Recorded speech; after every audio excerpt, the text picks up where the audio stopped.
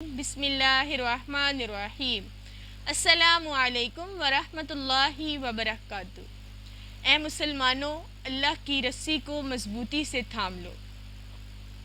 سورۃ المائدہ کی آیت نمبر 33 میں ارشاد باری تعالیٰ ہے، اللہ کی زمین پر فساد پھیلانے والے اللہ اور اس کے رسول کے دشمن ہیں۔ بد امنی، فتنہ، فساد پھیلانے والوں کے لیے دنیا میں بھی سزا رکھی گئی ہے اور آخرت میں بھی ان کا ٹھکانہ دوزخ ہی ہے۔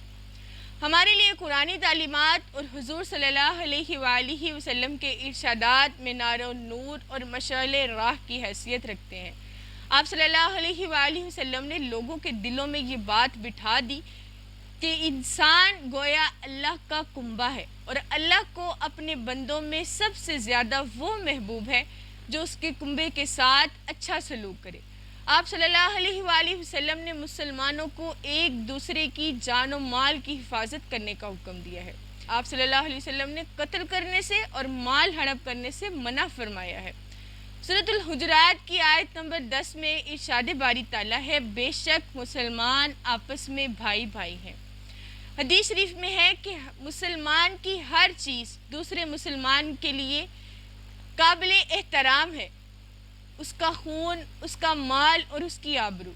اس لیے اس کا ناحق خون گرنا اور اس کا مال ہڑپ کر لینا سب حرام ہے۔ اسلام اپنے ماننے والوں کو آپس میں رحم کا برتاؤ اور ایک دوسرے پر احسان اور اچھا سلوک کرنے کا درس دیتا ہے۔ انسانی رواداری، قیام امن ایک زبردست عنصر ہے، جبکہ تنگ نظری، تعصب، فتنہ، فساد اور انتشار معاشرے میں بگاڑ کی سب سے بڑی وجہ ہے۔ قرآن کریم نے جہاں یہ فرمایا ہے کہ در حقیقت دین اللہ کے نزدیک اسلام ہی ہے، اسی طرح سورہ آل عمران میں یہ بھی بات واضح کر دی گئی کہ دین میں کسی قسم کی کوئی زور زبردستی نہیں ہے۔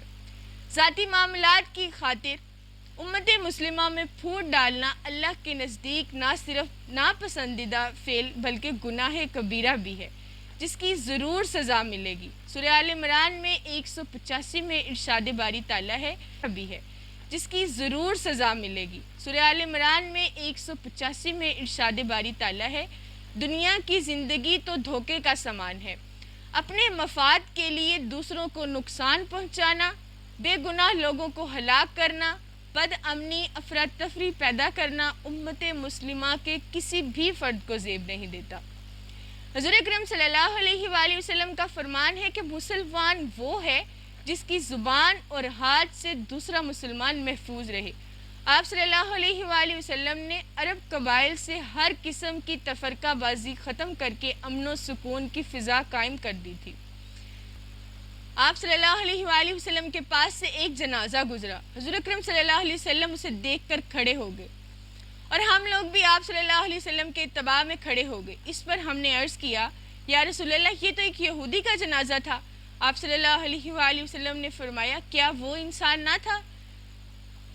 اس واقعے سے اندازہ کیا جا سکتا ہے کہ حضور صلی اللہ علیہ وسلم کے نزدیک ایک انسان کی کیا قدر و قیمت تھی۔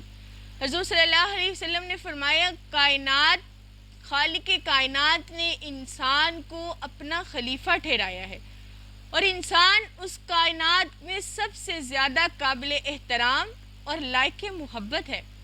ایک حدیث میں کہ جنہوں نے اللہ کی خوشنودی حاصل کرنے کے لیے آپس میں محبت کی، اللہ ان کے چہرے سراپے نور کر دے گا۔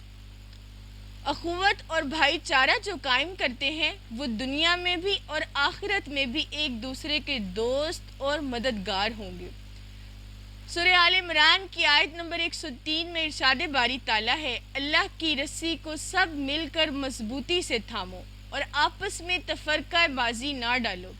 یہی وقت ہے کہ ہم اسلامی اقدار کو قرآن و حدیث کی روشنی اور اسوہ حسنہ کے روشن آئینے میں دیکھیں اور پھر ان کو ضیاء پاشیوں سے اپنی بکھری ہوئی تاریخ کے جواب کی شراز بندی کر دیں۔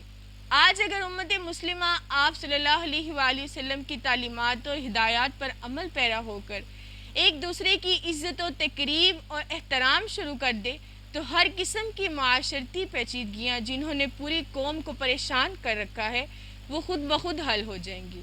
اللہ تعالی ہمیں عمل کرنے کی توفیق عطا فرمائے۔ اللہ کا حکم ہے، اللہ کی رسی کو مضبوطی سے تھام لو۔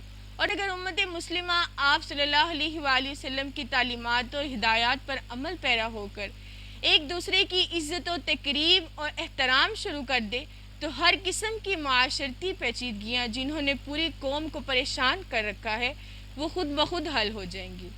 اللہ تعالی ہمیں عمل کرنے کی توفیق عطا فرمائے۔ اللہ کا حکم ہے اللہ کی رسی کو مضبوطی سے تھام لو اور تفرقہ بازی نہ ڈالو، تفرقہ نہ کرو۔